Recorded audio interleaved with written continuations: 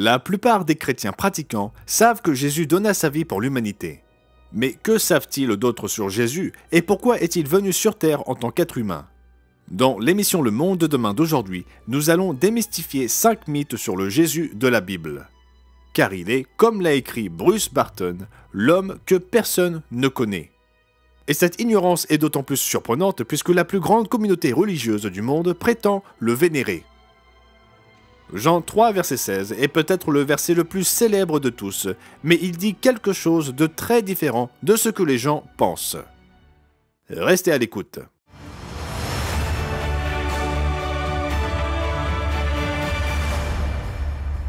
Aussi étonnant que cela puisse paraître, les croyances communément admises au sujet de Jésus révèlent une grande méconnaissance du Sauveur du monde. Le premier mythe est une doctrine majeure que l'on retrouve dans certaines dénominations chrétiennes. C'est incroyable ce que les gens acceptent comme vérité, simplement parce que c'est ce que leur dit leur conducteur religieux, sans jamais le vérifier par eux-mêmes, à partir du seul livre faisant autorité sur la vie de Jésus. Donc le mythe numéro 1, la mère de Jésus est restée vierge toute sa vie. Ce mythe est lourd de conséquences. Les Écritures mentionnent que Jésus avait des frères et des sœurs, mais certains prétendent que ces versets font référence à des cousins ou à des disciples. Que devons-nous croire? Devons-nous suivre les traditions qui nous ont été transmises et qui sont en contradiction avec des écritures sans ambiguïté? Ou devrions-nous croire la Bible? À vous de juger. Le faux récit selon lequel la mère de Jésus serait restée vierge pour toujours et Jésus n'aurait ni frère ni sœur est solidement réfuté dans Jean chapitre 7 à partir du verset 3. Et ses frères lui dirent « Pars d'ici et va en Judée, afin que tes disciples voient aussi les œuvres que tu fais. Personne n'agit en secret lorsqu'il désire paraître. Si tu fais ces choses, montre-toi toi-même au monde, car ses frères non plus ne croyaient pas en lui. » Autant dire que l'expression frère ne désigne pas ici les disciples. Cela ne signifie pas qu'il n'a jamais fait référence à ses disciples comme étant des frères. Mais ici, il est question de frères qui n'étaient pas des disciples. Un autre exemple scriptuaire de sa famille de sang se trouve dans Matthieu 12 et au verset 47 à 50, où il y a une distinction claire entre sa famille physique et sa famille spirituelle. Quelqu'un lui dit « Voici, ta mère et tes frères sont dehors, et ils cherchent à te parler. » Mais Jésus répondit à celui qui le lui disait « Qui est ma mère et qui sont mes frères ?» Puis étendant la main sur ses disciples, il dit « Voici ma mère et mes frères. Car quiconque fait la volonté de mon Père qui est dans les cieux, celui-là est mon frère et ma sœur et ma mère. » Ces références aux frères physiques ne peuvent pas être facilement ignorées. Remarquons un autre passage sur ce sujet où les sœurs, donc au pluriel, sont mentionnées. Matthieu chapitre 13 et au verset 54 à 56 raconte comment les citoyens de la région où il grandit était perplexe face à la sagesse et aux miracles qu'il accomplissait. S'étant rendu dans sa patrie, il enseignait dans la synagogue, de sorte que ceux qui l'entendirent étaient étonnés et disaient « D'où lui viennent cette sagesse et ces miracles? N'est-ce pas le fils du charpentier? N'est-ce pas Marie qui est sa mère? Jacques, Joseph, Simon et Jude, ne sont-ils pas ses frères? Et ses sœurs, ne sont-elles pas toutes parmi nous? D'où lui viennent donc toutes ces choses ?» Tout lecteur objectif qui n'est pas influencé par des traditions non bibliques reconnaît que Matthieu chapitre 1 et au verset 24 à 25 devrait régler la question une fois pour toutes. Quand Joseph fut réveillé de son sommeil, il fit comme l'ange du Seigneur lui avait commandé, et il prit sa femme. Mais il ne la connut point jusqu'à ce qu'elle eût enfanté son fils premier-né, et il lui donna le nom de Jésus. Bien que l'expression « fils premier-né » ne signifie pas nécessairement qu'il y avait d'autres enfants, il y a certainement matière à déduction. Mais surtout ceux qui étudient la Bible savent que l'expression « ne la connut point » est un euphémisme pour les relations sexuelles, comme on le voit dans Genèse chapitre 4. Adam connut Ève, sa femme, elle conçut et enfanta Caïn. Et puis au verset 17, Caïn connut sa femme, elle conçut et enfanta Enoch. Et après, au verset 25, Adam connut encore sa femme, elle enfanta un fils et l'appela du nom de Seth. Mes amis, au lieu de suivre aveuglément les traditions d'une Église, consultez la Bible pour vérifier ce qu'elle dit. Mais vous vous demandez peut-être, pourquoi est-il important de savoir que Marie n'est pas restée vierge à vie et que Jésus a eu des demi-frères et des demi-sœurs? La raison se trouve dans le mythe numéro 2, la mère de Jésus est notre intercesseur. Marie était la mère de Jésus et les Écritures indiquent qu'elle était une femme vertueuse. Mais le rôle de Marie a été grossièrement corrompu de façon blasphématoire. La Bible ne mentionne nulle part son immaculée conception. Les non-catholiques pensent souvent à tort que l'immaculée conception fait référence à la conception du Christ. Mais cette doctrine sans fondement biblique fait plutôt référence à Marie. Voici ce qu'explique une source catholique. L'Immaculée Conception est un dogme catholique qui affirme que Marie, dont la conception s'est déroulée normalement, a été conçue sans le péché originel ou sa tache. C'est ce que signifie immaculée, sans tache. Mais où en trouve-t-on la preuve? Certainement pas dans la Bible. D'où vient cette doctrine? Ce que beaucoup ne réalisent pas, c'est à quel point le christianisme a été profondément et très rapidement corrompu par des doctrines païennes bien antérieures à la naissance du Christ. De nombreuses sources historiques montrent que le culte de Marie est né du transfert des traditions de déesses païennes à la mère de Jésus. Ce fait est bien établi. En voici un exemple tiré de l'historien de l'Église très respecté, Jesse Lyman Herbert. Écrivant sur l'origine du culte de Marie, il déclare « Vers l'an 405, les images des saints et des martyrs ont fait leur apparition dans les églises, où elles ont été adorées.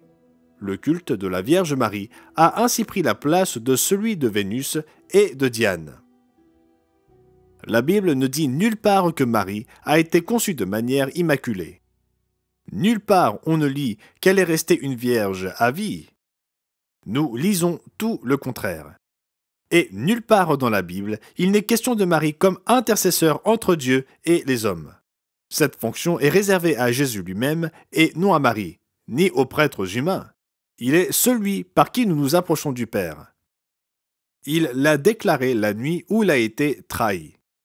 Nous lisons dans Jean chapitre 14 et au verset 6 ce qui suit. Jésus lui dit « Je suis le chemin, la vérité et la vie. Nul ne vient au Père que par moi. » Puis, dans Jean chapitre 14 et au verset 13 et 14, Jésus dit que si nous demandons en son nom, il le fera. Vous n'avez pas besoin d'aller voir sa mère pour faire appel à lui. Et tout ce que vous demanderez en mon nom, je le ferai, afin que le Père soit glorifié dans le Fils.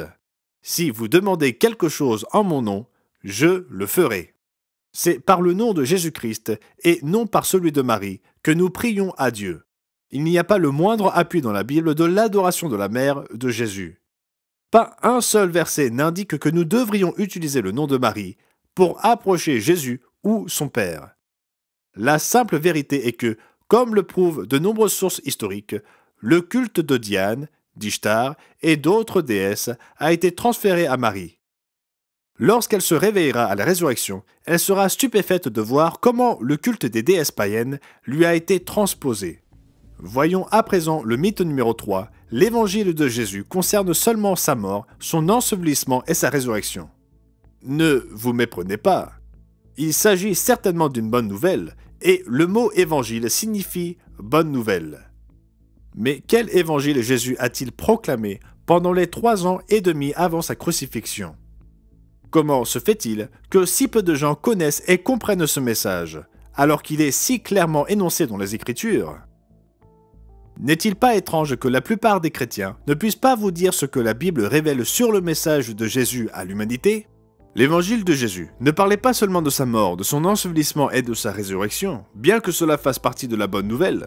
L'évangile ne parlait pas d'aller au ciel, il parle d'un royaume de Dieu régnant sur le monde et devant être établi sur la terre. Voici le début de son ministère tel qu'il est relaté dans Marc chapitre 1 et au verset 14 à 15.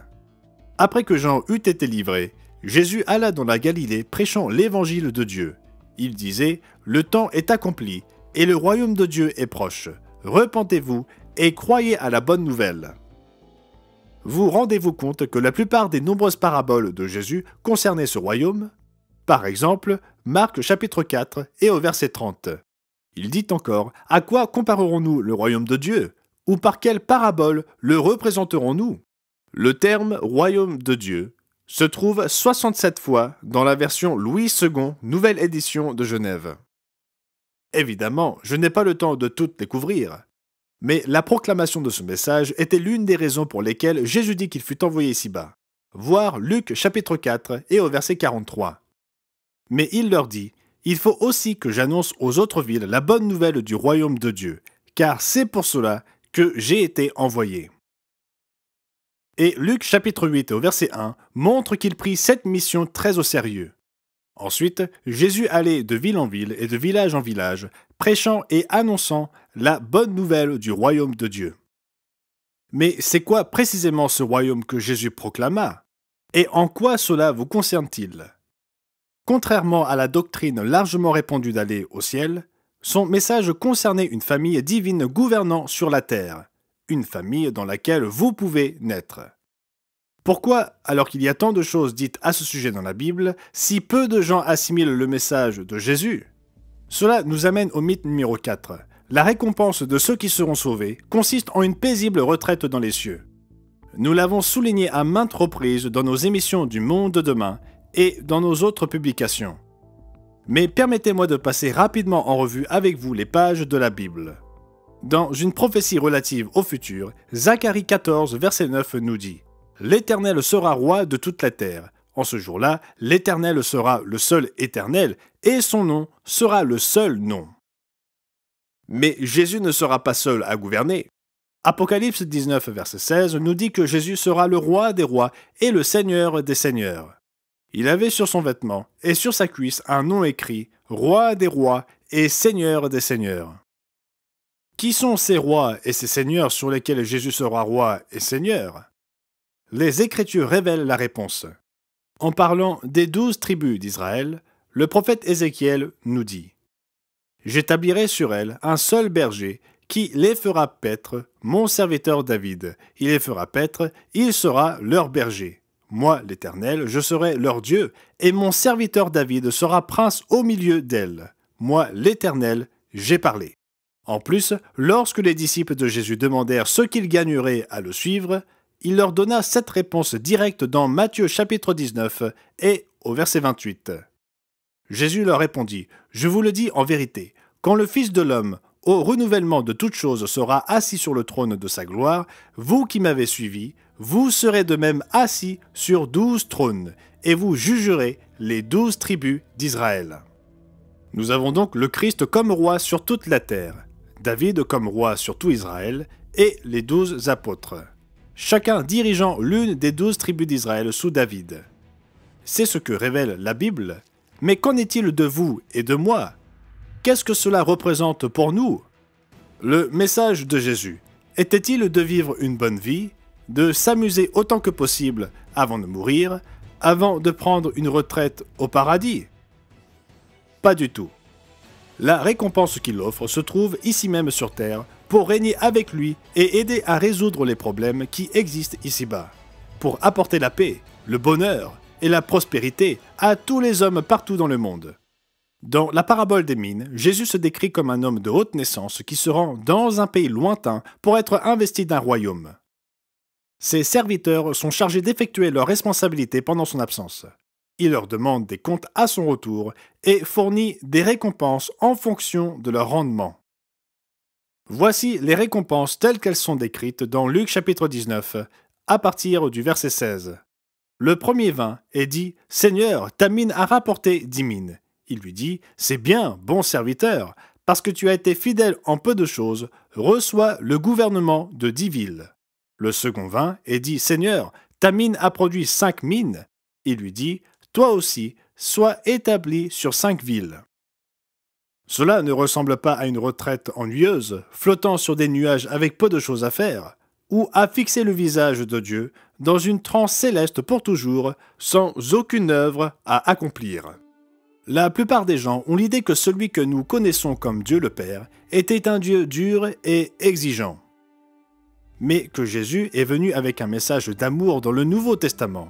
Il est vrai que le message de Jésus est un message d'amour, mais il en était de même des Écritures de l'Ancien Testament avant son premier avènement.